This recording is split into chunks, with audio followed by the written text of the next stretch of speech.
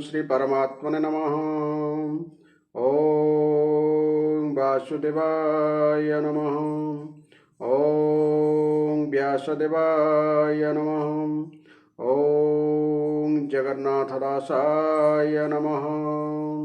हे माँ सरस्वती तमें कंठरे बस, माँ कंठरे बस। अति बड़ी जगन्नाथ दास रचित श्रीमद् भागवत महापुराण चतुर्थ स्कंधर आज आम अष्टम अध्याय श्रवण करवा।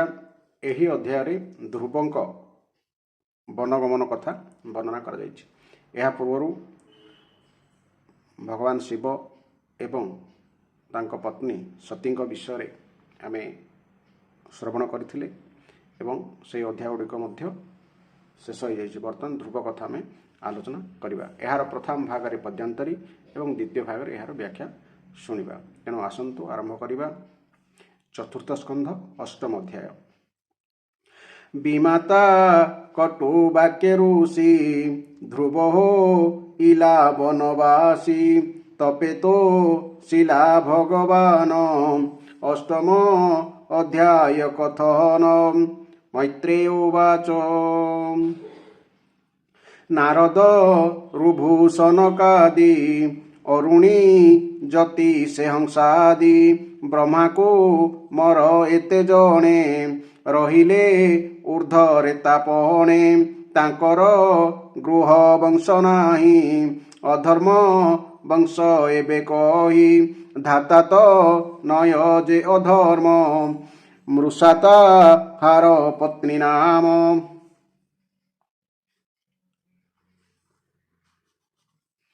तहि ज मिले सुत सुता माया जे दम्भर बनिता तांकर पुत्र कन्या बेनी लोभनी कृति नाम घेनी तहिरु पुत्र कन्या जात जे क्रोध हिंसा नामे ख्यात तांकर पुत्र कन्या बेनी कलिदु रुक्ति नाम घेनी भय मृत्यु तहु होई तांकर पुत्र कन्या दोई निरय जात ना एबेनी अधर्म वंश एते घेनी।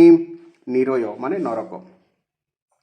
मनुओ ग्रज वंश एही प्रस्ताव छळे कहिलई एबे कहिबा स्वयंभुव मनुर वंशु जे संभव से मनु सत रूपा तुले धातार अंगु संभविले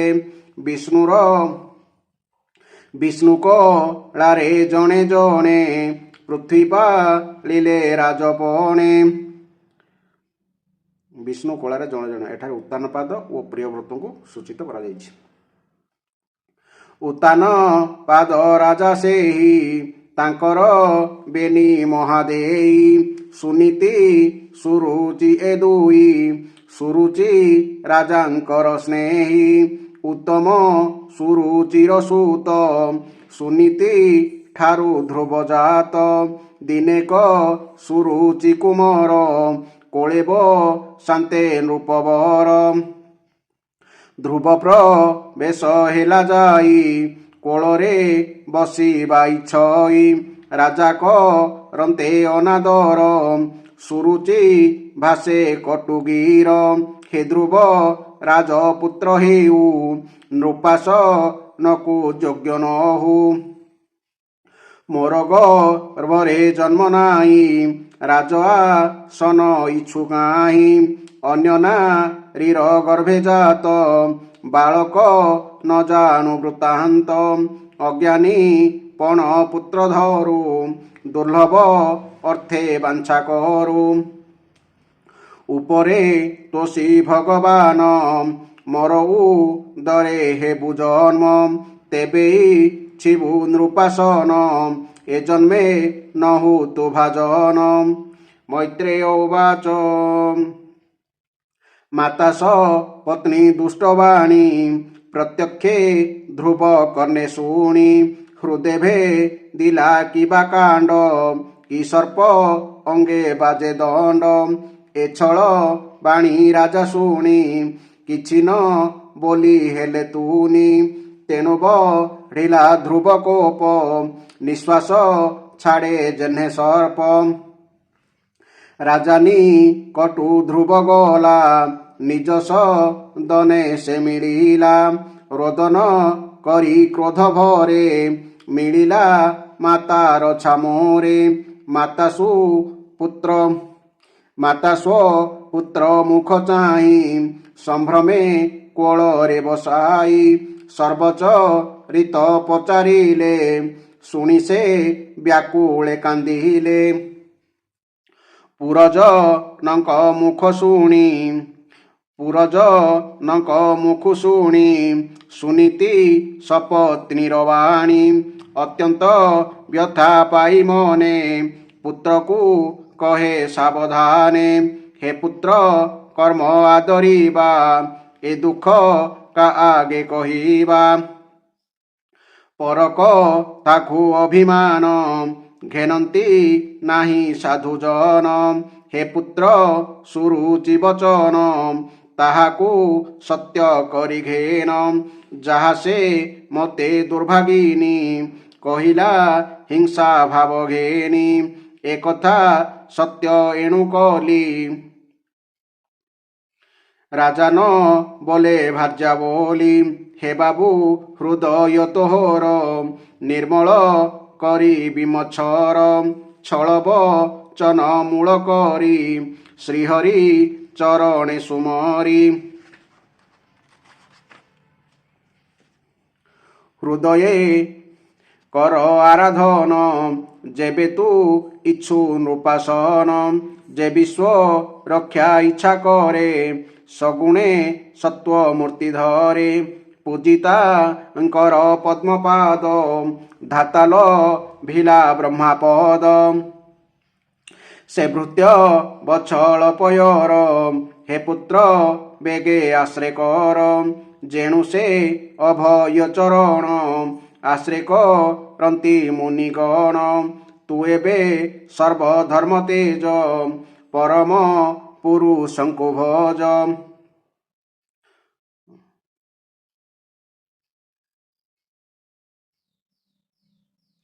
ସେ ପଦ୍ମ ନେତ୍ର ବିନା କେହି ଦୁଃଖ ହରନ୍ତା ତୋର ନାହିଁ ଜଗତ ବନ୍ଦନିଆ ନାରୀ ସେ ଲକ୍ଷ୍ମୀ କରେ ପଦ୍ମ ତୋଳି ପଦକ ମଳେ ପରିଚାରି ନିତ୍ୟ କରନ୍ତି ନିଉଛାଳି ସେ ପଦ୍ମ ପାଦେ ଆଶ୍ରେ କର ସମସ୍ତ ତାପ ହେବ ଦୂର ଏମନ୍ତ ମାତା ବାକ୍ୟ ଶୁଣି ଧ୍ରୁବ ମୃତ ପ୍ରାୟ ମଣି ସମସ୍ତ ଭୋଗ ତ୍ୟଜ୍ୟା କଲା ତକ୍ଷଣେ ଘରୁ ବାହାରିଲା ଧ୍ରୁବ ଚଳନ୍ତେ ମହାରୁଷି ନାରଦ ପ୍ରବେଶିଲେ ଆସି ମାର୍ଗରେ ଧ୍ରୁବକୁ ଭେଟିଲେ ସନ୍ତୋଷେ ଆଶୀର୍ବାଦ କଲେ ଅଘନା ସନ ମୁନିକର ତକ୍ଷଣେ ଦେଲେ ଧ୍ରୁବ ଶିର କଲ୍ୟାଣ କରି ମୁନିବର ବଚନ କହନ୍ତି ମଧୁର ନାରଦ ଉବାଚ ଧନ୍ୟକ୍ଷତ୍ରିୟଙ୍କ ସ୍ୱଭାବ କିଞ୍ଚିତେ ଲଭି ମାନଭଙ୍ଗ ବାଳକ ହୃଦ ନ ସହିଲା ଛଳେ ଯା ବିମାତା କହିଲା ଏହା ବି ଚାରି ମହାରୁଷି ଧ୍ରୁବକୁ ମଞ୍ଜୁବାଣୀ ଭାସି ହେ ପୁତ୍ର ବାଳୁତେ କି ଜାଣି ମାନ କି ଅପମାନ ପୁଣି ବାଳକ ଅବସ୍ଥା ଯେତେକ ସେ କାଳେ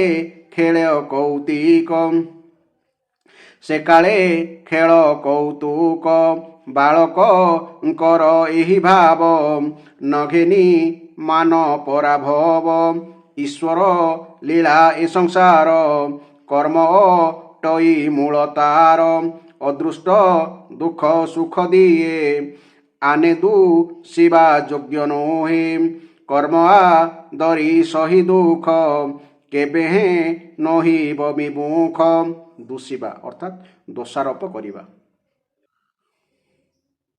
ମାତାର ବାକ୍ୟ ଅନୁମତେ ତୋର ମନ ତପର୍ଥେ ଦୁଃସାଧ୍ୟ ବିଷ୍ଣୁ ଆରାଧନ କଳ୍ପାନ୍ତେ ଫୁଟି ମୁନିଜନ ଅଦ୍ୟାପି ନ ପାଇଲେ ଅନ୍ତ ତୁକିଲ ଭିଭୁ ଜଗନ୍ନାଥ ଏବେନି ବର୍ତ୍ତି ଘରେ ଯାଅ ନିଷ୍ଫଳେ ଶ୍ରମ ତୁ ନ ପାଅ ଚତୁର୍ଥ କାଳ ତୋର ହେଲେ ହରିଙ୍କି ତପେ ତୋଷ ଭଲେ ଏବେ ତୁ ଯାଅ ନିଜ ଘର ଆତ୍ମସନ୍ତୋଷେ କର୍ମ କର ଗୁଣ ଅଧିକେ ମଦ ଭାବ ନିକୃଷ୍ଟେ ଅନୁଗ୍ରହୀ ଦେବ ନିକୃଷ୍ଟେ ଅନୁଗ୍ରହୀ ହେବ ସମାନ ଜନେ ମିତ୍ରପଣ ଏହିଟି ଉତ୍ତମ ଲକ୍ଷଣ ଏମନ୍ତ ମୁନି ମୁଖୁ ଶୁଣି ଧ୍ରୁବକ ହୋଇ ଦୈନ୍ୟବାଣୀ ହେ ମହା ଋଷି ତୁମ୍ଭ ବାକ୍ୟ ଏ ସର୍ବ ସତ୍ୟଟି ପ୍ରତ୍ୟକ୍ଷ ସୁରୁଚି ବାଣୀ ସରାଘାତ ବଳେ ମୋ ହୃଦ ବ୍ୟାକୁଳିତ ତହିଁ ତୁ ଭର ବାକ୍ୟ ସାର ନ ରହେ ଦୋଷ ନାହିଁ ମୋର କ୍ଷତ୍ରିୟ କୂଳେ ହୋଇଜାତ କେଶହୁ କଟୁ ବାକ୍ୟାଘାତ ତ୍ରିଲୋକ ପରିତ୍ରାଣ ଅର୍ଥେ ତୁମ୍ଭ ଭ୍ରମଣ ଏ ଜଗତେ ସ୍ୱଧର୍ମ ଉପଦେଶ ଦେଇ ହେ ଋଷି ମତେ କର ତ୍ରାହି ମୈତ୍ରେୟ ଉବାଚ ଏମନ୍ତେ ଧ୍ରୁବ ବାକ୍ୟ ଶୁଣି ତାର ହୃଦୟ ମୁନି ଜାଣି କୃପା ମୃତ ଆର୍ଦ୍ଦବାଣୀ ଆନନ୍ଦ ମନେ ଋଷି ଭଣୀ ନାରଦ ଉବାଚ ଜନନୀ ବାକ୍ୟ ମାର୍ଗ ତୋର ନିଶ୍ଚୟ ରିଙ୍କି ଆଶ୍ରେ କର ଯେ ଧର୍ମ ଅର୍ଥ କାମ ମୋକ୍ଷ ବାଞ୍ଛା ଯେ କରନ୍ତି ପ୍ରତ୍ୟକ୍ଷ ତାଙ୍କର ଶ୍ରୀହରି ଚରଣ ବିନୁନା ହିଟି ପରିତ୍ରାଣ ତେଣୁ ତୁ ଯାଅ ସୁମଙ୍ଗଳେ ପବିତ୍ର ଯମୁନାର କୂଳେ ତହିଁସୁ ପୁଣ୍ୟ ମଧୁବନ ଜହିଁ ବି ଜୟ ଭଗବାନ ତହିଁ ତ୍ରିକାଳ ସ୍ନାନ କରି କାଳିନ୍ଦୀ ଜଳେ ସନ୍ଧ୍ୟା ସାରି କରିବୁ ନିଜାସନ ଶୁଦ୍ଧି ତହିଁରେ ପ୍ରାଣାୟାମ ବିଧି ପୁରକ କୁମ୍ଭ କରେ ଚକ ବାୟୁର ଧନେ ସୁବିବେକ ଅଳପ ଅଳପ ସାଧନ ମନରେ କରି ଗୁରୁ ଧ୍ୟାନ ହୃଦୟ ନିର୍ମଳ କରିବୁ ମନ ଚଞ୍ଚଳ ନ କରିବୁ ଏମନ୍ତେ ହୃଦୟ କରି ଭାବ ଧ୍ୟାନ କରିବୁ ବାସୁଦେବ ପ୍ରସନ୍ନ ସୁମୁଖ ନୟନ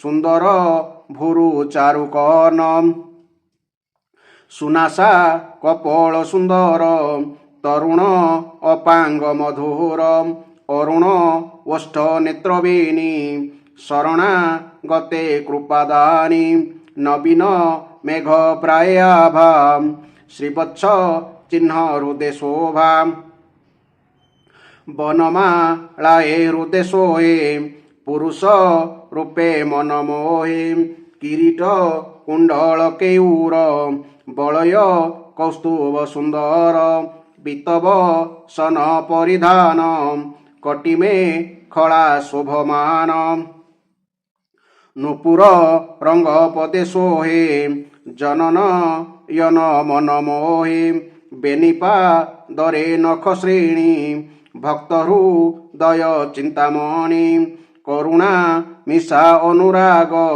କଟାକ୍ଷେ ବଦନ ଶୁଭଗ ଅଳପ ହାସ୍ୟେ ଶୋଭାମନ ଅଳପ ହାସ୍ୟେ ଶୋଭାମାନ ମନନି ଚଳେ କର ଧ୍ୟାନ ଏମନ୍ତେ ଧ୍ୟାନେ କରି ସ୍ଥିର ଶୁଣକ ହିବା ମନ୍ତ୍ର ସାର ଯେ ମନ୍ତ୍ର ଜପି 7 ଦିନେ ପୁରୁଷ ଦେବ ତାଙ୍କୁ ଚିହ୍ନେ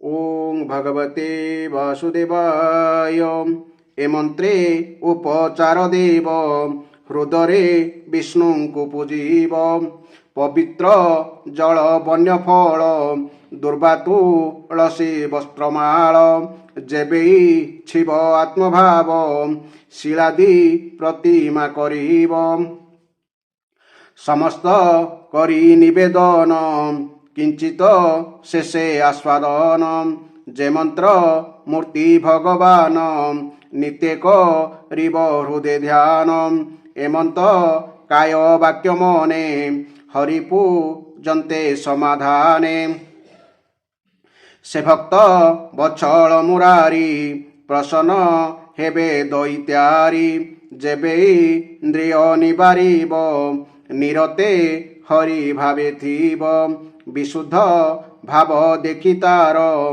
ମିଳନ୍ତି ବ୍ରହ୍ମାଣ୍ଡ ଈଶ୍ୱର ଏମନ୍ତ ଋଷି ଉପଦେଶ ଶ୍ରବଣେ ଧ୍ରୁବ ହେଲା ତୋଷ ମୁନିକି କରି ପ୍ରଦକ୍ଷିଣ ବେଗେ ସେ ଗଲା ମଧୁବନ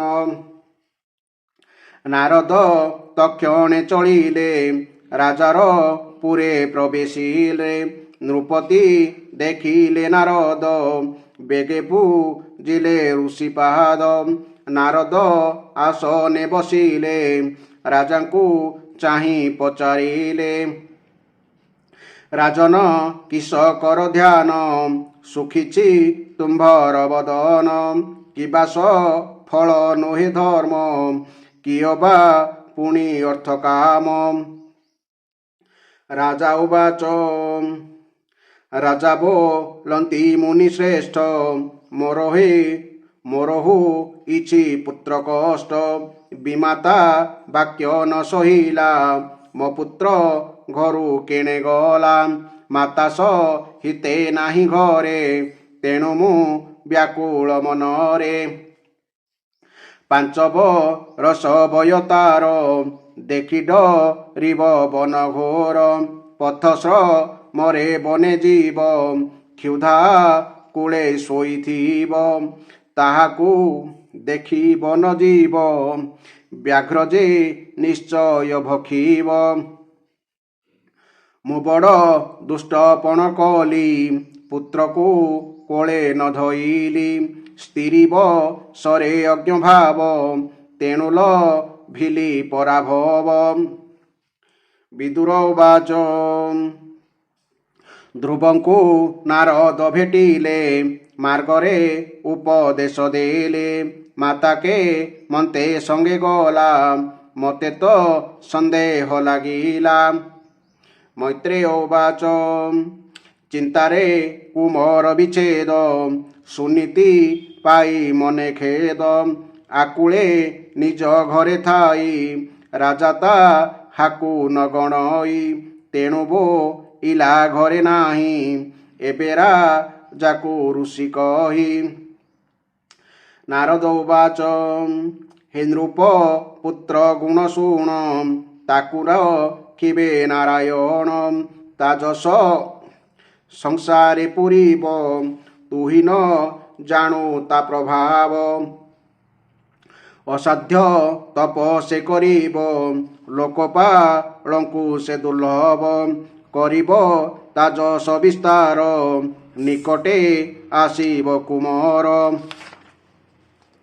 ମୈତ୍ରେୟ ଉବାଚ ଏମନ୍ତେ ଦେବ ଋଷି ବାଣୀ ନୃପତି ସାବଧାନେ ଶୁଣି ପୁତ୍ର ଚିନ୍ତାରେ ନିମଜିଲେ ନାରଦ ବ୍ରହ୍ମ ଲୋକେ ଗଲେ ଧ୍ରୁବ ଯେ ମଧୁବନେ ଗଲେ ତ୍ରିସନ୍ଧ୍ୟା ତପ ଆଚରିଲେ ଋଷି ବଚନ ଅନୁସାରେ ମନନି ବେଶୀ କୃଷ୍ଣଠାରେ ତ୍ରିରାତ୍ର କରି ଉପବାସ ଏକକ ପିତତ୍ କରି ଗ୍ରାସ ଏ ପୁଣି ତ୍ରିରାତ୍ର ଅନଶନ ପୁଣି ତ୍ରିରାତ୍ର ଅନଶନ ବଦରି ଫଳେ ଭୋଜନ ଏମନ୍ତେ ଦ୍ୱିତୀୟ ମାସରେ ଷଟଷଟ ଦିନ ଅନ୍ତରେ ବାଳକ ତୃଣ ପତ୍ର ଗ୍ରାସ କରୁଷ ସମ୍ପୂର୍ଣ୍ଣ ହେଲା ମାସ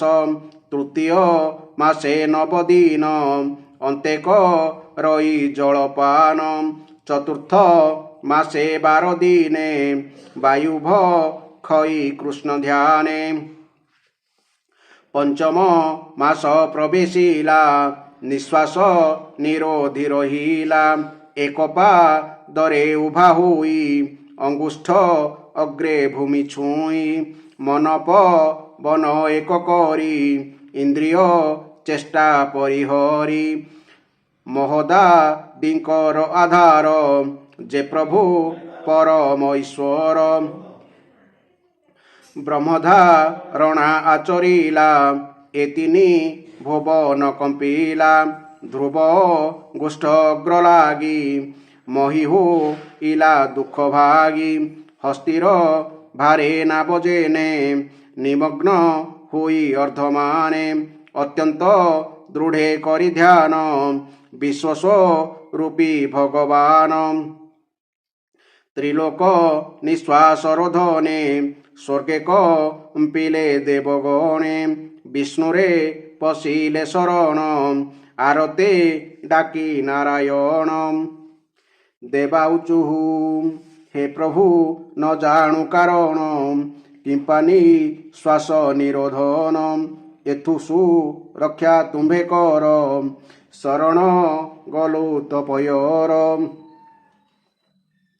श्री भगवान उवाच भय न कर स्वर्गलोक तपस्या कर इ बालक अति कठोर तप करे मर्त्यज मोना नदी तीरे ताहाकू निवृत्त कराई वांछित वर देवी मुहि शुणी श्री हरिर वचन देवे ध्रुवकु कले धन्य उतान पाद राजबोला तपे विष्णुଙ୍କୁ बस कला कहई दास जगन्नाथ कृष्णम हिमा भागवत ध्रुवहु दरे चिंते जाहा से प्रभु मते हेबे साहा इति श्रीमद्भागवते महापुराणे परमहंस संहितायां चतुर्थ स्कंदे ध्रुव चरितं नाम अष्टमोध्यायः।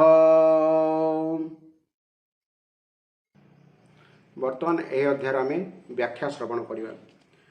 ध्रुवंक वनगमन कथार एठारे वर्णना कर ध्रुव होउछन्ति उतानपादंकर पुत्र। उतानपादंकर दुई जन पत्नी सुरुचि आउ सुनीति। सुनीति ठारू ध्रुव जात होइथिले।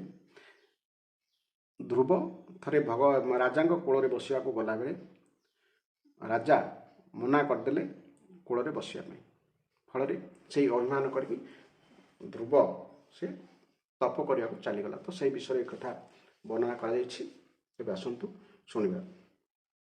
मुनिवर मैत्रेय कहले हे शत्रुसूदन विदुर सनक आदि नारद ऋभु हंस अरुणी और ज्योति ब्रह्मांकर यही नैष्टिक ब्रह्मचारी पुत्र माने गृहस्थाश्रम प्रवेश कले ना तेणु सेमानकर कौनसी संतान संतति हेले नाही। अधर्म मध्य ब्रह्मांकर ही पुत्र थिला। तार पत्नीर नाम थिला मृषा। मृषांक गर्भरु दंभ नामक पुत्र एवं माया नामनी कन्याटे जात हेले। सही उभयंकु निरुति नहीं गले कारण तांकर कौनसी संतान नथिले। दंभ और मायांक ठारू लोभ और निकृति बा सेठता जन्म हेले। सेमानक ठारू क्रोध और हिंसा तथा क्रोध और हिंसा ठारू जन्म हेले कली और ता भौणी दुरुक्ति बा गाड़ी। हे साधु शिरोमणि तापरे कली दुरुक्ति ठारू भय ओ मृत्यु को उत्पन्न कला। भय और मृत्युर संजोगरु जातना एवं निरय बा नरक जाँला दुई भाई जन्म हेले। हे निष्पाप विदुर एपरि भावरे मु तुमको संक्षेपरे प्रलयर कारण रूप अधर्मर वंशावली शुणाई देली। एही वंशावली जानिले ताहा अधर्म त्यागर ओ पुण्य संपादनार कारण होइथाय।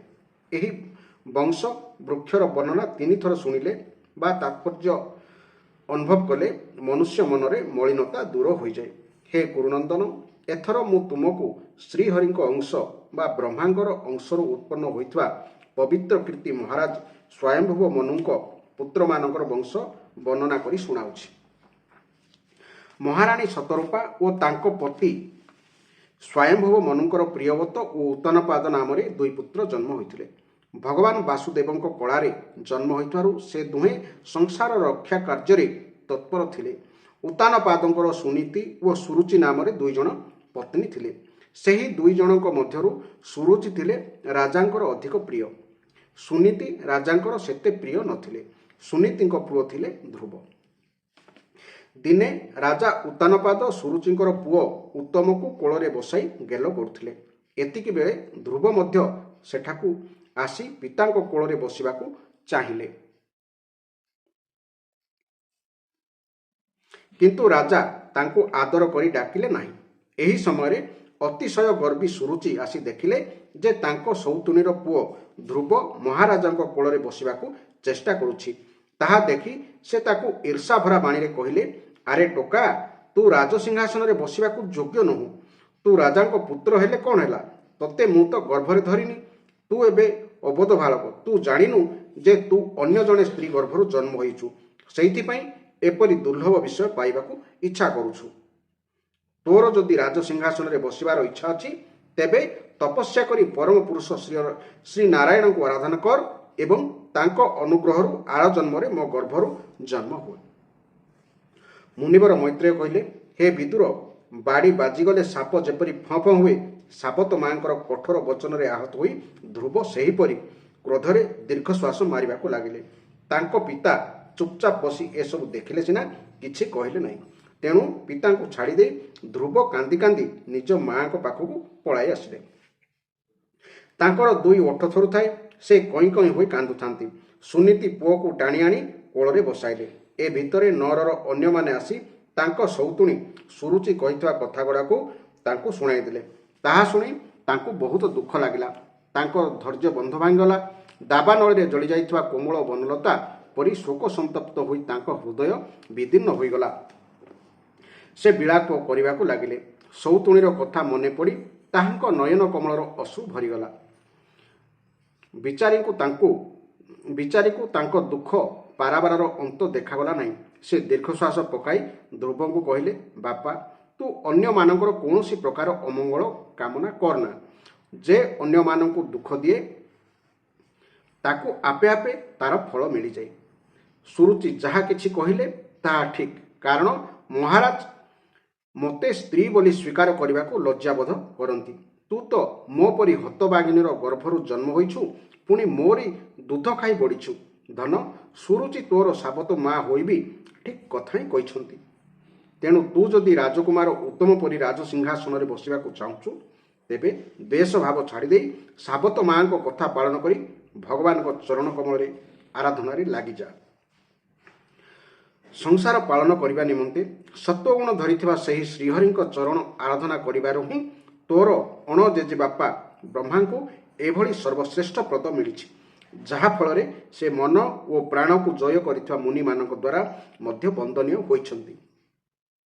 ତୋର ଜେଜେବାପା ସ୍ୱୟଂଭୁବ ମନୁ ମଧ୍ୟ ପ୍ରଚୁର ଦକ୍ଷିଣା ଦେଇ ବିଭିନ୍ନ ଯଜ୍ଞ କରି ସେହି ଭଗବାନଙ୍କୁ ଅନନ୍ୟ ଭାବରେ ଆରାଧନା କରିଥିବାରୁ ଆଜି ସେ ଲୌକିକ, ଅଲୌକିକ ତଥା ମୋକ୍ଷ ସୁଖ ଲାଭ କରି ଯାଇଛନ୍ତି, ଯାହାକି ଅନ୍ୟମାନଙ୍କ ନିମନ୍ତେ ଦୁର୍ଲଭ।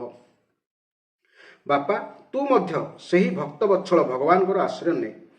ମୁମୁକ୍ଷୁମାନେ ଜନ୍ମ ମୃତ୍ୟୁର ଚକ୍ରରୁ ଉଦ୍ଧାର ପାଇବାକୁ ଇଚ୍ଛାରେ ତାହାଙ୍କର ଚରଣ କମଳ ପ୍ରାପ୍ତିର ମାର୍ଗ ହିଁ ନିରନ୍ତର ଅନ୍ୱେଷଣ କରନ୍ତି। ତୁ ସ୍ୱଧର୍ମ ପାଳନ ଦ୍ୱାରା ଚିତ୍ତକୁ ପବିତ୍ର କରି ସେଥିରେ ଶ୍ରୀ ପୁରୁଷୋତ୍ତମ ଭଗବାନଙ୍କୁ ବସାଇ ଦେ ଏବଂ ଅନ୍ୟ ସବୁ ଚିନ୍ତନ ଛାଡ଼ିଦେଇ କେବଳ ତାଙ୍କୁ ହିଁ ଭଜନ କର। ମୋ ଧନ, ସେହି କମଳ ଲୋଚନ ଶ୍ରୀହରିଙ୍କୁ ଛାଡ଼ିଦେଲେ ମୋତେ ତ ତୋର ଦୁଃଖ ଦୂର କରିବା ପାଇଁ ଅନ୍ୟ କେହି ଦେଖାଯାଉନାହାନ୍ତି। ଦେଖ, ଯେଉଁ ଲକ୍ଷ୍ମୀଙ୍କୁ ପ୍ରସନ୍ନ କରିବା ନିମନ୍ତେ ବ୍ରହ୍ମା ଆଦି ଅନ୍ୟ ସବୁ ଦେବତା ଉପାୟ ଖୋଜି ବୁଲୁଛନ୍ତି, ସେହି ଲକ୍ଷ୍ମୀ ମଧ୍ୟ ହାତରେ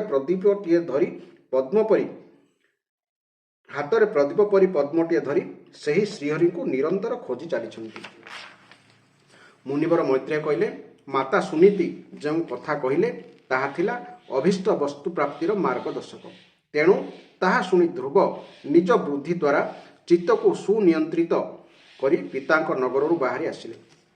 ଏସବୁ ସମାଚାର ଶୁଣି ଏବଂ ଧ୍ରୁବ କ'ଣ କରିବାକୁ ଚାହୁଁଛନ୍ତି ତାହା ଜାଣି ନାରଦ ସେଠାକୁ ଚାଲି ଆସିଲେ। ସେ ଧ୍ରୁବଙ୍କ ମସ୍ତକ ଉପରେ ନିଜର ପାପନାଶକ କରକମଳ ବୁଲାଇ ଆଣି ବିସ୍ମୟରେ ମନେ ମନେ କହିଲେ, ଆହା, କ୍ଷତ୍ରିୟମାନଙ୍କର କିପରି ଅଦ୍ଭୁତ ତେଜ ସତେ! ସେମାନେ ସାମାନ୍ୟ ମାତ୍ର ମନହାନି ସହିପାରନ୍ତି ନାହିଁ। ଦେଖିଲ, ଦେଖିବାକୁ ତ ଇଏ ଏତେ ଛୋଟ ଶିଶୁ, ତଥାପି ସାବତ ମାର କଟୁ ବଚନ ଏହାର ହୃଦୟକୁ କେତେ ବାଧିଲା। ତାପରେ ନାରଦ ଧ୍ରୁବଙ୍କୁ କହିଲେ, ବାପା, ତୁମେ ତ ଏତେ ଛୋଟ ଶିଶୁଟିଏ।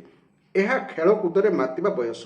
ଏ ବୟସରେ ତୁମକୁ କୌଣସି କଥାରେ ମାନ ଅପମାନ ଯେ ବାଧିବ ମୁଁ ତ କାହିଁ ଜାଣିପାରୁନି।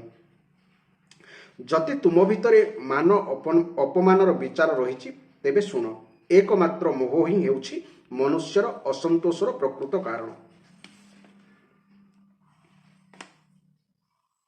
ସଂସାରରେ ମନୁଷ୍ୟ ନିଜର କର୍ମ ଅନୁସାରେ ହିଁ ମାନ ଅପମାନ ବା ସୁଖ ଦୁଃଖ ଆଦି ପାଇଥାଏ। ବାପା, ଭଗବାନଙ୍କର ଗତି ବଡ଼ ବିଚିତ୍ର। ତାହା ବିଚାର କରି ଦୈବବଶତଃ ଯେକୌଣସି ପରିସ୍ଥିତିର ସମ୍ମୁଖୀନ ହେବାକୁ ପଡ଼ୁନା କାହିଁକି, ବୁଦ୍ଧିମାନ ମନୁଷ୍ୟ ସେଥିରେ ସନ୍ତୁଷ୍ଟ ହୋଇ ରହିବା ଉଚିତ। ଏବେ ମାଙ୍କ ଉପଦେଶ ଅନୁସାରେ ତୁମେ ଯୋଗ ସାଧନା ଦ୍ୱାରା ଯେଉଁ ଭଗବାନଙ୍କର କୃପା ଲାଭ କରିବାକୁ ବାହାରିଛ, ମୋ ବିଚାରରେ ସାଧାରଣ ମନୁଷ୍ୟ ପକ୍ଷରେ ତାହା କରିପାରିବା ବଡ଼ କଠିନ। ଯୋଗୀମାନେ ବହୁ ଜନ୍ମ ପର୍ଯ୍ୟନ୍ତ ଅନାସକ୍ତ ରହି ସମାଧି ଯୋଗ ଦ୍ୱାରା ବଡ଼ ବଡ଼ କଠୋର ସାଧନା କରିଚାଲନ୍ତି, ତଥାପି ସେମାନେ ଭଗବାନଙ୍କର ମାର୍ଗର ସନ୍ଧାନ ପାଆନ୍ତି ନାହିଁ। ତେଣୁ ତୁମେ ଏଭଳି ଅଯଥା ହଟ ଛାଡ଼ିଦେଇ ଘରକୁ ଫେରିଯାଅ। ବଡ଼ ହେଲେ ପରମାର୍ଥ ସାଧନା କରିବାର ସମୟ ଆସିଗଲେ ତୁମେ ତୁମ ଅଭିଳାଷ ପୂରଣ କରିବାକୁ ଚେଷ୍ଟା କରିବ। ବିଧାତାଙ୍କ ବିଧାନ ଅନୁସାରେ ସୁଖ ବା ଦୁଃଖ ଯାହା ମିଳିଲା ସେଥିରେ ଚିତ୍ତକୁ ସନ୍ତୁଷ୍ଟ କରି ରଖିବା ଉଚିତ। ଏପରି ସନ୍ତୁଷ୍ଟ ହୋଇ ରହିପାରୁଥିବା ପୁରୁଷ ମୋହମୟ ସଂସାରରୁ ପାରି ହୋଇଯାଏ। ମନୁଷ୍ୟ ନିଜଠାରୁ ଅଧିକ ଗୁଣବାନ ପୁରୁଷକୁ ଦେଖି ପ୍ରସନ୍ନ ରହିବା ଉଚିତ।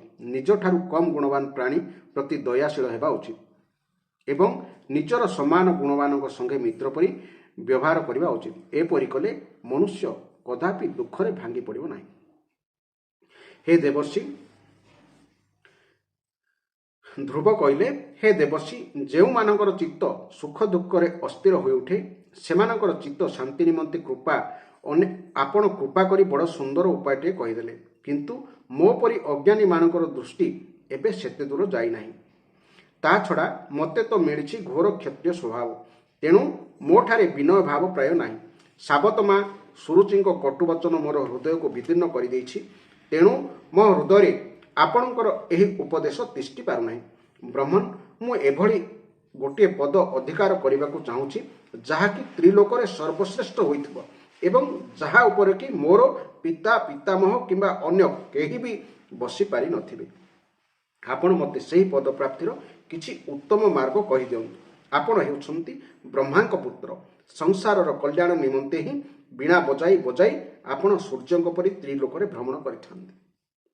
ମୁନିବର ମୈତ୍ରେୟ କହିଲେ, ଧ୍ରୁବଙ୍କର କଥା ଶୁଣି ଦେବର୍ଷି ନାରଦ ବହୁତ ଖୁସି ହେଲେ ଏବଂ ଦୟା ପରବଶ ହୋଇ ତାଙ୍କୁ ସଦୁପଦେଶ ଦେଲେ। ଶ୍ରୀ ନାରଦ କହିଲେ, ବାପା, ତୁମ ମା ସୁନୀତି ତୁମକୁ ଯାହା କିଛି କହିଛନ୍ତି ତାହା ହିଁ ହେଉଛି ତୁମ ପାଇଁ ପରମ କଲ୍ୟାଣର ମାର୍ଗ। ସାକ୍ଷାତ ଭଗବାନ ବାସୁଦେବ ହିଁ ଏହାର ଉପାୟ। ତେଣୁ ତୁମେ ମନ ଲଗାଇ ତାହାଙ୍କୁ ଭଜ। ଯେଉଁ ପୁରୁଷ ନିଜ ନିମନ୍ତେ ଧର୍ମ, ଅର୍ଥ, କାମ ଓ ମୋକ୍ଷ ରୂପ ପୁରୁଷାର୍ଥ ଅଭିଳାଷ କରନ୍ତି, ସେସବୁ ପାଇବାକୁ ହେଲେ ତାହାଙ୍କ ନିମନ୍ତେ ଏକମାତ୍ର ଶ୍ରୀହରିଙ୍କ ପାଦ ସେବନ ହିଁ ଶ୍ରେଷ୍ଠ ଉପାୟ। ବତ୍ସ, ତୁମର କଲ୍ୟାଣ ହୋଇ ତୁମେ ଯମୁନା ତଟରେ ଥିବା ପରମ ପବିତ୍ର ମଧୁବନକୁ ଚାଲିଯାଅ। ସେଠାରେ ଶ୍ରୀହରି ନିତ୍ୟ ନିବାସ କରନ୍ତି। ସେଠାରେ କାଳିନ୍ଦୀର ନିର୍ମଳ ଜଳରେ ତ୍ରିସନ୍ଧ୍ୟାରେ ସ୍ନାନ କରି ନିତ୍ୟକର୍ମ ସାରି ଆସନରେ ଯଥାବିଧ ସ୍ଥିର ଭାବରେ ବସିବ। ତାପରେ ପୂରକ, କୁମ୍ଭକ ଓ ରେଚକ ତିନି ପ୍ରକାର ପ୍ରାଣାୟାମ ଦ୍ୱାରା ପ୍ରାଣ, ମନ ଓ ଇନ୍ଦ୍ରିୟମାନଙ୍କର ଦୋଷ ଦୂର କରି ଧୈର୍ଯ୍ୟଯୁକ୍ତ ମନରେ ପରମ ଗୁରୁ ଶ୍ରୀ ଭଗବାନଙ୍କୁ ଏପରି ବା ନିମ୍ନ ପ୍ରକାରେ ଧ୍ୟାନ କରିବ। କିପରି ଧ୍ୟାନ କରିବ ତାହା ନାରଦ ବର୍ତ୍ତମାନ ଧ୍ରୁବକୁ କହୁଛନ୍ତି। ଭଗବାନଙ୍କର ନେତ୍ର ଓ ମୁଖ ହେଉଛି ନିତ୍ୟ ପ୍ରସନ୍ନ। ତାଙ୍କୁ ଦେଖିଲେ ଜଣାପଡ଼େ ଯେ ସେ ପ୍ରସନ୍ନତା ପୂର୍ବକ ଭକ୍ତଙ୍କୁ ବର ଦେବା ନିମନ୍ତେ ଉଦ୍ୟତ ହୋଇ ରହିଛନ୍ତି। ତାଙ୍କର ନାସିକା, ଭ୍ରୁଲତା ଓ କପୋଳ ଅତ୍ୟନ୍ତ ସୁନ୍ଦର। ସେ ହେଉଛନ୍ତି ସବୁ ଦେବତାଙ୍କ ମଧ୍ୟରେ ପରମ ସୁନ୍ଦର। ତାହାଙ୍କର ଅବସ୍ଥା ତରୁଣ, ପ୍ରତ୍ୟେକ ଅଙ୍ଗ ସୁଗଠିତ, ରକ୍ତିମ ଅଧର ଓ ଈଷତ୍ ଲାଲ ନେତ୍ର। ସେ ହେଉଛନ୍ତି ପ୍ରଣତ ଜନଙ୍କର ଆଶ୍ରୟଦାତା, ଅପାର ସୁଖଦାୟକ, ଶରଣାଗତ ବତ୍ସଳ ଓ ଦୟାର ସାଗର। ତାହାଙ୍କ ବକ୍ଷସ୍ଥଳରେ ରହିଛି ଶ୍ରୀବତ୍ସ ଚିହ୍ନ। ତାହାଙ୍କର ଶରୀର ହେଉଛି ସଜଳ ଜଳଧର ସଦୃଶ ଶ୍ୟାମ ବର୍ଣ୍ଣ।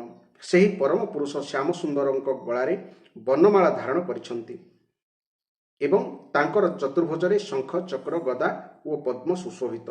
ତାହାଙ୍କ ଅଙ୍ଗ ପ୍ରତ୍ୟଙ୍ଗ କିରୀଟ, କୁଣ୍ଡଳ, କେଉର ଓ କଙ୍କଣ ଆଦି ଆଭୂଷଣରେ ବିଭୂଷିତ। ଗଳା କୌସ୍ତୁଭ ମଣିର ମଧ୍ୟ ଶୋଭା ବଢ଼ାଉଥାଏ ତଥା ସେ ଶରୀରରେ ପାଟ ପୀତାମ୍ବର ପିନ୍ଧିଥାନ୍ତି। ତାହାଙ୍କ କଟିରେ ସୁନାର କଟିସୂତ୍ର ଏବଂ ଚରଣରେ ସୁବର୍ଣ୍ଣମୟ ନୂପୁର ସୁଶୋଭିତ। ଭଗବାନଙ୍କ ସ୍ୱରୂପ ଅତ୍ୟନ୍ତ ଦର୍ଶନୀୟ ଓ ଶାନ୍ତ। ତାହା ମନ ଓ ନୟନକୁ ଆନନ୍ଦ ଦେଇଥାଏ। ଯେଉଁମାନେ ପ୍ରଭୁଙ୍କୁ ମାନସ ପୂଜା କରନ୍ତି, ପ୍ରଭୁ ସେମାନଙ୍କର ଅନ୍ତଃକରଣରେ ହୃଦୟ କମଳରେ କର୍ଣ୍ଣିକା ଉପରେ ନିଜର ନଖମଣି ମଣ୍ଡିତ ମନୋହର ପଦାରବିନ୍ଦ ସ୍ଥାପନ କରି ବିରାଜିତ ହୁଅନ୍ତି। ଏହିପରି ଧାରଣା କରି କରି ଚିତ୍ତ ଯେତେବେଳେ ଏକାଗ୍ର ଓ ସ୍ଥିର ହୋଇଯିବ, ସେତେବେଳେ ପ୍ରଭୁ ମୋତେ ଅନୁରାଗ ଭରା ଦୃଷ୍ଟିରେ ଚାହିଁ ମନ୍ଦ ମନ୍ଦ ହସୁଛନ୍ତି ବୋଲି ଭାବି ସେହି ବରଦାୟକ ପ୍ରଭୁଙ୍କୁ ମନେ ମନେ ଧ୍ୟାନ କରିବ। ଭଗବାନଙ୍କର ମଙ୍ଗଳମୟ ମୂର୍ତ୍ତିକି ଏପରି ନିରନ୍ତର ଧ୍ୟାନ କଲେ ମନ ଅତି ଶୀଘ୍ର ପରମ ଆନନ୍ଦରେ ବୁଡ଼ି ଏପରି ତଲ୍ଲୀନ ହୋଇଯିବ ଯେ ଆଉ ସେଠାରୁ ଫେରି ଆସିବ ନାହିଁ। ହେ ରାଜକୁମାର, ଏପରି ଧ୍ୟାନ କରିବା ସହିତ ପରମ ଗୁହ୍ୟ ମନ୍ତ୍ର ମଧ୍ୟ ଜପ କରିବାକୁ ପଡ଼ିବ। ମୁଁ ତୁମକୁ ସେହି ମନ୍ତ୍ରଟି କହିଦେଉଛି, ଶୁଣ। ସେହି ମନ୍ତ୍ରଟି 7 ରାତି ଜପ କଲେ ମନୁଷ୍ୟ ଆକାଶରେ ବିଚରଣ କରୁଥିବା ସିଦ୍ଧମାନଙ୍କୁ ଦର୍ଶନ କରିପାରେ। ମନ୍ତ୍ରଟି ହେଉଛି ଓಂ ନମୋ ଭଗବତେ ବାସୁଦେବାୟ। କେଉଁ ସ୍ଥାନରେ ଓ କେଉଁ ସମୟରେ କେଉଁ ବସ୍ତୁ ଉପଯୋଗୀ ତାହା ବିଚାର କରି ବୁଦ୍ଧିମାନ ପୁରୁଷ ଏହି ମନ୍ତ୍ର ଦ୍ୱାରା ବିଭିନ୍ନ ପ୍ରକାର ସାମଗ୍ରୀରେ ଭଗବାନଙ୍କର ଦ୍ରବ୍ୟମୟ ପୂଜା କରିବା ଆବଶ୍ୟକ। ବିଶୁଦ୍ଧ ଜଳ, ଫୁଲମାଳା, ବନର ଫଳ ମୂଳ, ପୂଜାର ବିହିତ ଦୁର୍ବା ଆଦି ଅଙ୍କୁର, ବନରେ ମିଳୁଥିବା ବକଳ ବସ୍ତ୍ର ଓ ପ୍ରଭୁଙ୍କର ପ୍ରେୟସୀ ତୁଳସୀ ଦ୍ୱାରା ପ୍ରଭୁଙ୍କର ପୂଜା କରିବା ଆବଶ୍ୟକ। ଯଦି ଶିଳା ବିଗ୍ରହ ମିଳେ, ସେଥିରେ କିମ୍ବା ମାଟି ବା ଜଳ ଆଦିରେ ଭଗବାନଙ୍କୁ ପୂଜା କରିବାକୁ ହେବ। ସର୍ବଦା ସଂଯତ ଚିତ୍ତ, ମନନଶୀଳ, ଶାନ୍ତ ଓ ମୌନ ରହି ବନରେ ମିଳୁଥିବା ଫଳମୂଳ ପରିମିତ ଭାବରେ ଆହାର କରିବାକୁ ହେବ। ତା ଛଡ଼ା ପୁଣ୍ୟକୀର୍ତ୍ତି ଶ୍ରୀହରି ନିଜର ଅନିର୍ବଚନୀୟା ମାୟା ଦ୍ୱାରା ନିଜ ଇଚ୍ଛାରେ ଅବତାର ନେଇ ଯେଉଁ ସବୁ ମନୋହର ଲୀଳା କରନ୍ତି, ତାହା ମନେ ମନେ ଚିନ୍ତନ କରିବାକୁ ହେବ। ପ୍ରଭୁଙ୍କର ପୂଜା ନିମନ୍ତେ ଯେଉଁ ସବୁ ଉପଚାରର ବିଧାନ ରହିଛି, ସେସବୁକୁ 12 ଅକ୍ଷର ମନ୍ତ୍ର ଦ୍ୱାରା ହିଁ ଶ୍ରୀହରିଙ୍କୁ ଅର୍ପଣ କରିବାକୁ ହେବ। ଏପରି ଭାବରେ ଶ୍ରୀହରିଙ୍କୁ ମନ ଓ ବଚନ କାୟା ଦ୍ୱାରା ଭକ୍ତିପୂର୍ବକ ପୂଜା କଲେ ନିଶ୍ଚଳ ଭାବରେ ସୁନ୍ଦର ରୂପେ ଭଜନ କରୁଥିବା ନିଜ ଭକ୍ତଙ୍କର ଭାବକୁ ସେ ବଢ଼ାଇ ଦିଅନ୍ତି ଓ ତାଙ୍କୁ ତାଙ୍କର ଇଚ୍ଛା ଅନୁସାରେ ଧର୍ମ, ଅର୍ଥ, କାମ ଅଥବା ମୋକ୍ଷ ରୂପ କଲ୍ୟାଣ ପ୍ରଦାନ କରନ୍ତି। ଯଦି ଉପାସକଙ୍କର ଇନ୍ଦ୍ରିୟ ସମ୍ବନ୍ଧୀୟ ଭୋଗ ପ୍ରତି ବୈରାଗ୍ୟ ଆସିଯାଇଥାଏ, ତେବେ ସେ ମୋକ୍ଷ ପ୍ରାପ୍ତି ନିମନ୍ତେ ଅତ୍ୟନ୍ତ ଭକ୍ତିପୂର୍ବକ ଅବିଚ୍ଛିନ୍ନ ଭାବରେ ଭଗବାନଙ୍କୁ ଭଜିବା ଉଚିତ। ମୁନିବର ମୈତ୍ରେୟ କହିଲେ, ନାରଦଙ୍କ ଠାରୁ ଏପରି ଉପଦେଶ ପାଇ ରାଜକୁମାର ଧ୍ରୁବ ତାଙ୍କୁ ପରିକ୍ରମା କରି ପ୍ରଣାମ କଲେ। ତାପରେ ସେ ଭଗବାନଙ୍କ ଚରଣ ଚିହ୍ନରେ ଅଙ୍କିତ ପରମ ପବିତ୍ର ମଧୁବନକୁ ଚାଲେ। ଧ୍ରୁବ ତପୋବନକୁ ଚାଲିଯିବା ପରେ ନାରଦ ଯାଇ ମହାରାଜ ଉତ୍ତାନପାଦଙ୍କ ନଅରରେ ପହଞ୍ଚିଥିଲେ। ରାଜା ତାଙ୍କୁ ଯଥାଯୋଗ୍ୟ ଉପଚାରରେ ପୂଜା କଲେ। ତାପରେ ସେ ଆରାମରେ ଆସନରେ ବସି ରାଜାଙ୍କୁ ପଚାରିଲେ। ନାରଦ ପଚାରିଲେ, ରାଜନ, ତୁମର ମୁହଁ କାହିଁକି ଶୁଖିଯାଇଛି? ତୁମେ ବହୁ ସମୟ ଧରି କେଉଁ ଚିନ୍ତାରେ ବୁଡ଼ିଯାଇଛ? ତୁମର ଧର୍ମ, ଅର୍ଥ ଓ କାମ ମଧ୍ୟରୁ କୌଣସିଟିରେ କିଛି ହ୍ରାସ ଘଟିଲା କି? ରାଜା କହିଲେ, ବ୍ରହ୍ମନ୍, ମୁଁ ହେଉଛି ବଡ଼ ସ୍ତ୍ରୈଣ ଓ ନିର୍ଦ୍ଦୟ। ହାୟ, ମୁଁ ମୋର 5 ବର୍ଷର କୁନି ପୁଅଟି ସହିତ ତାର ମାଆକୁ ଘରୁ ତଡ଼ିଦେଲି। ହେ ମୁନିବର, ସେ ପିଲାଟି ବଡ଼ ବୁଦ୍ଧିମାନ ଥିଲା। ତାହାର ପଦ୍ମମୁଖ ଓ କ୍ଷୁଧା ତୃଷାରେ ଶୁଖି ଯାଇଥିବ। ସେ କ୍ଳାନ୍ତ ହୋଇ ବାଟରେ କେଉଁଠି ପଡ଼ିଯାଇଥିବ। ସେହି ଅସହାୟ ଛୁଆଟିକୁ ବଣରେ କେଉଁଠି ଗଧିଆ ମାରି ଖାଇ ନ ଯାଉ। ହାୟ, ମୁଁ କିଭଳି ସ୍ତ୍ରୀର ଦାସ ହୋଇ ନଗଲି ସତେ। ମୋର କୁଟିଳତା ଦେଖନ୍ତୁ। ସେ ପୁଅଟି କେତେ ଶ୍ରଦ୍ଧାରେ ମୋ କୋଳରେ ବସିବାକୁ ଚାହୁଁଥିଲା, କିନ୍ତୁ ମୁଁ ଦୁଷ୍ଟ ତାକୁ ଟିକେ ବି ଆଦର କଲି ନାହିଁ। ନାରଦ କହିଲେ, ରାଜନ, ତୁମେ ସେହି ପୁଅ କଥା ଚିନ୍ତା କର ନାହିଁ। ତାହାର ରକ୍ଷକ ହେଉଛନ୍ତି ଭଗବାନ। ତୁମେ ତା ପ୍ରଭାବ ଜାଣିନା। ତା ଯଶ ତା ସମଗ୍ର ଜଗତରେ ବିସ୍ତାରିତ ହେଉଛି। ସେ ପିଲାଟି ବଡ଼ ସମର୍ଥ। ବଡ଼ ବଡ଼ ଲୋକପାଳ ମଧ୍ୟ ଯାହା କରିପାରିବେ ନାହିଁ ସେ ତାହା ପୂର୍ଣ୍ଣ କରି ଶୀଘ୍ର ତୁମ ପାଖକୁ ଫେରି ଆସିବ। ତା ହେତୁ ତୁମର ମଧ୍ୟ ଯଶ ବଢ଼ିଯିବ। ମୁନିବର ମୈତ୍ରେୟ କହିଲେ, ଦେବର୍ଷି ନାରଦଙ୍କ କଥା ଶୁଣିବା ପରେ ମହାରାଜ ଉତ୍ତାନପାଦ ରାଜସମ୍ପଦ ପ୍ରତି ଉଦାସୀନ ରହି ନିରନ୍ତର ପୁତ୍ର ଚିନ୍ତାରେ ବୁଡ଼ି ରହିଲେ। ସେପଟେ ଧ୍ରୁବ ମଧୁବନରେ ପହଞ୍ଚି ଯମୁନାରେ ସ୍ନାନ କଲେ ଏବଂ ସେଦିନ ରାତିରେ ପବିତ୍ର ଭାବରେ ଉପବାସ କରି ମହାତ୍ମା ନାରଦଙ୍କ ଉପଦେଶ ଅନୁସାରେ ଏକାଗ୍ର ଚିତ୍ତରେ ପରମପୁରୁଷ ନାରାୟଣଙ୍କର ଉପାସନା ଆରମ୍ଭ କରିଦେଲେ। ସେ ଶରୀର ନିର୍ବାହ ନିମନ୍ତେ 3 ଦିନରେ ଥରେ କେବଳ କଇଁଥ ଓ ବରକୋଳି ଖାଇ ଶ୍ରୀହରିଙ୍କ ଉପାସନା କରି ପୁରା ମାସଟିଏ କଟାଇଦେଲେ। ଦ୍ୱିତୀୟ ମାସରେ ସେ ପ୍ରତି 6 ଦିନରେ ଥରେ କେବଳ ଶୁଖିଲା ଘାସପତ୍ର ଖାଇ ଭଗବାନଙ୍କୁ ଭଜନ କରିଚାଲିଲେ। ତୃତୀୟ ମାସରେ ପ୍ରତି 9 ଦିନରେ ଥରେ କେବଳ ଜଳ ପିଇ ସମାଧି ଯୋଗ ଦ୍ୱାରା ଶ୍ରୀହରିଙ୍କୁ ଆରାଧନା କଲେ। ଚତୁର୍ଥ ମାସରେ ସେ ଶ୍ୱାସ ଜୟ କରି ପ୍ରତି 12 ଦିନରେ ଥରେ କେବଳ ପବନ ଆହାର କରି ଧ୍ୟାନ ଯୋଗ ଦ୍ୱାରା ଭଗବାନଙ୍କୁ ଆରାଧନା କଲେ। ପଞ୍ଚମ ମାସ ପ୍ରବେଶ କରୁ କରୁ ରାଜକୁମାର ଧ୍ରୁବ ଶ୍ୱାସ ଜୟ କରି ପରମ ବ୍ରହ୍ମକୁ ଚିନ୍ତନ କରି କରି ଏକ ପାଦରେ ଖୁଣ୍ଟ ପରି ନିଶ୍ଚଳ ଭାବରେ ଠିଆ ହୋଇ ରହିଲେ। ସେହି ସମୟରେ ସେ ଶବ୍ଦ ଆଦି ବିଷୟ ଇନ୍ଦ୍ରିୟ ଏବଂ ମନକୁ ସବୁ ଦିଗରୁ ହଟାଇ ଆଣି ଅନ୍ତର୍ମୁଖୀ କଲେ ତଥା ହୃଦୟସ୍ଥିତ ହରିଙ୍କ ସ୍ୱରୂପକୁ ଚିନ୍ତନ କରି କରି ଚିତ୍ତକୁ ଅନ୍ୟ ଆଡ଼େ ଯିବାକୁ ଦେଲେ ନାହିଁ। ସେ ଯେତେବେଳେ ମହାଦାଦି ସକଳ ତତ୍ତ୍ୱର ଆଧାର ତଥା ପ୍ରକୃତି ଓ ପୁରୁଷର ଅଧୀଶ୍ୱର ପରମବ୍ରହ୍ମକୁ ଧାରଣା କଲେ ସେତେବେଳେ ତାଙ୍କ ତେଜ ସମ୍ଭାଳି ନ ପାରି 3 ଲୋକ କମ୍ପି ଉଠିଲା। ଡଙ୍ଗାରେ ହାତୀ ଚଢ଼ିଗଲେ ତାର ପାଦ ପକାଇବା ଅନୁସାରେ ଡଙ୍ଗା ଯେପରି ବାମ ଓ ଡାହାଣକୁ ଅଣେଇ ହୋଇଯାଏ, ରାଜକୁମାର ଧ୍ରୁବ ଏକ ପାଦରେ ଠିଆ ହୋଇ ରହିବାରୁ ତାଙ୍କ ପାଦର ବୁଢ଼ା ଆଙ୍ଗୁଠିର ଚାପରେ ଦବିଯାଇ ଅଧା ପୃଥିବୀ ସେପରି ଗୋଟିଏ ପାଖକୁ ଅଣେଇ ହୋଇଗଲା। ସେ ନିଜର ଇନ୍ଦ୍ରିୟ ଦ୍ୱାରା ସମୂହକୁ ଓ ପ୍ରାଣକୁ ରୁଦ୍ଧ କରିଦେଇ ବିଶ୍ୱାତ୍ମା ଶ୍ରୀହରିଙ୍କୁ ଅନନ୍ୟ ଭାବରେ ଧ୍ୟାନ କଲେ। ସମସ୍ତ ପ୍ରାଣ ସଙ୍ଗେ ତାହାଙ୍କ ପ୍ରାଣର ଅଭିନ୍ନତା ହୋଇଯିବାରୁ ତାଙ୍କ ଶ୍ୱାସରୋଧର ସବୁ ଜୀବଙ୍କର ଶ୍ୱାସ ପ୍ରଶ୍ୱାସ ମଧ୍ୟ ରୁଦ୍ଧ ହୋଇଗଲା। ତା ଫଳରେ ସମସ୍ତ ଲୋକ ଓ ଲୋକମାଳକୁ ବଡ଼ କଷ୍ଟ ଅନୁଭବ ହେଲା। ତେଣୁ ସେମାନେ ବ୍ୟସ୍ତ ହୋଇ ଶ୍ରୀହରିଙ୍କ ଠାରେ ଶରଣ ପଶିଲେ। ଦେବତାମାନେ କହିଲେ, ଭଗବାନ, ସବୁ ସ୍ଥାବର ଜଙ୍ଗମ ଜୀବମାନଙ୍କର ପ୍ରାଣ ଏକାଥରକେ ରୁଦ୍ଧ ହୋଇଗଲା କିପରି? ଆମେ ତ ଏ ଘଟଣା ଆଗରୁ କେବେ ବି ଅନୁଭବ କରିନାହୁଁ। ହେ ଶରଣାଗତ ରକ୍ଷକ, ଆମେ ଆପଣଙ୍କ ଶରଣକୁ ଆସିଛୁ, ଆମକୁ ଏହି ଦୁଃଖରୁ ଉଦ୍ଧାର କରନ୍ତୁ। ଶ୍ରୀ ଭଗବାନ କହିଲେ, ହେ ଦେବଗଣ, ଭୟ କର ନାହିଁ। ଉତ୍ତାନପାଦଙ୍କ ପୁତ୍ର ଧ୍ରୁବ ତାର ଚିତ୍ତକୁ ମୋ ଠାରେ ଅର୍ଥାତ୍ ବିଶ୍ୱାତ୍ମାଙ୍କ ଠାରେ ଲୀନ କରିଦେଇଛି। ବର୍ତ୍ତମାନ ମୋ ସହିତ ତାର ଅଭେଦ ଧାରଣା ସିଦ୍ଧ ହୋଇଯାଇଛି। ତେଣୁ ତାହାର ପ୍ରାଣ ନିରୋଧ ହେତୁ ତୁମମାନଙ୍କର ପ୍ରାଣ ବି ରୁଦ୍ଧ ହୋଇଯାଇଛି। ବର୍ତ୍ତମାନ ତୁମେ ନିଜ ନିଜ ଲୋକକୁ ଫେରିଯାଅ। ମୁଁ ସେହି ବାଳକକୁ ସେହି ଦୁଷ୍କର ତପସ୍ୟାରୁ ନିବୃତ୍ତ କରିଦେବି। ଏହି ଥିଲା ଏହି ଅଧ୍ୟାୟର ଗଭୀର ତତ୍ତ୍ୱ ଏବଂ ନାରଦ ଧ୍ରୁବକୁ ଅନେକ ଉପଦେଶ ଦେଇଛନ୍ତି, ଯାହାକି ମନୁଷ୍ୟ ପାଇଁ ଅତି ଆବଶ୍ୟକ ମଧ୍ୟ। ସତ୍ଶାସ୍ତ୍ର ନ ପଢ଼ିବା ଦ୍ୱାରା ହିଁ ମନୁଷ୍ୟର ଅଧଗାମୀ ବା ଅଧପତନ ହେଉଛି। ତେଣୁ ପ୍ରତ୍ୟେକ ବ୍ୟକ୍ତି ଅନ୍ତତଃ ଜୀବନରେ ଥରେ ଶାସ୍ତ୍ର ଅଧ୍ୟୟନ କରନ୍ତୁ, ଭଗବତ ଗୀତା ପଢ଼ନ୍ତୁ ଏବଂ ଭାଗବତ ମହାପୁରାଣ ପଢ଼ନ୍ତୁ। ଜାଣିବେ ଜୀବନର ମହତ୍ତ୍ୱ କ'ଣ ଏବଂ ଆପଣଙ୍କ ଶରୀରକୁ ଶାନ୍ତି ଆସ୍ତେ ଆସ୍ତେ ଆସ୍ତେ ଆସ୍ତେ ଆସିଯିବ ଏବଂ ଭଗବାନ ପ୍ରତି ଆକର୍ଷଣ ଜାତ ହେବ। କିନ୍ତୁ ଶାସ୍ତ୍ର ପଢ଼ିବା କେବଳ ଭଗବାନଙ୍କ କୃପା ଯୋଗୁଁ ହିଁ ହୋଇଥାଏ। ଆପଣ ଯେଉଁ ପର୍ଯ୍ୟନ୍ତ ନିରାମିଷ ଭୋଜନ କରିନାହାନ୍ତି ସେ ପର୍ଯ୍ୟନ୍ତ ଭକ୍ତି ଜାଗ୍ରତ ହେବ ନାହିଁ କି ଶାସ୍ତ୍ର ପଢ଼ିବା ପାଇଁ ମଧ୍ୟ ଆଗ୍ରହ ଉପୁଜିବ ନାହିଁ। ଏହା ହେଉଛି 100% ଠିକ୍ କଥା। ତେଣୁ ପ୍ରଥମେ ଯଦି ଶାସ୍ତ୍ର ପ୍ରତି ଅଧ୍ୟୟନ କରିବାକୁ ଚାହାନ୍ତି, ଆକର୍ଷିତ ହେବାକୁ ଚାହାନ୍ତି, ଭଗବାନ ପ୍ରତି ଆଡ଼କୁ ଢଳିବାକୁ ଚାହୁଁଛନ୍ତି, ତେବେ ଖାଦ୍ୟକୁ ସାତ୍ୱିକ କରନ୍ତୁ। ବାକି ସବୁ ଆସ୍ତେ ଆସ୍ତେ ଆସ୍ତେ ସବୁ ଦ୍ୱାର ଖୋଲିଯିବ। ତେଣୁ ଏହି ଅଧ୍ୟାୟ ଏକ ଗୁରୁତ୍ୱପୂର୍ଣ୍ଣ ଅଧ୍ୟାୟ। ଆପଣମାନେ ଭକ୍ତିର ସହିତ ଶୁଣିଥିଲେ ବୁଝିପାରିବେ ଏହାର ମହତ୍ତ୍ୱ କେତେ ଏବଂ ଭଗବାନ ଆପଣଙ୍କୁ କୃପା କରନ୍ତୁ ଯେ ଏହି ଅଧ୍ୟାୟ ଆପଣ ଶ୍ରବଣ କରିଥିବାରୁ। ଜୟ ଜଗନ୍ନାଥ ପ୍ରଭୁ, ଜୟ ଜଗନ୍ନାଥ, ଜୟ ଜଗନ୍ନାଥ। ଆଜି ମାଘ ମାସ शुक्लपक्ष भौमी एकादशी दिन यही अध्याय पाठ कर भगवान पाखरे मु कृतज्ञ। जय जगन्नाथ प्रभु, जय जगन्नाथ।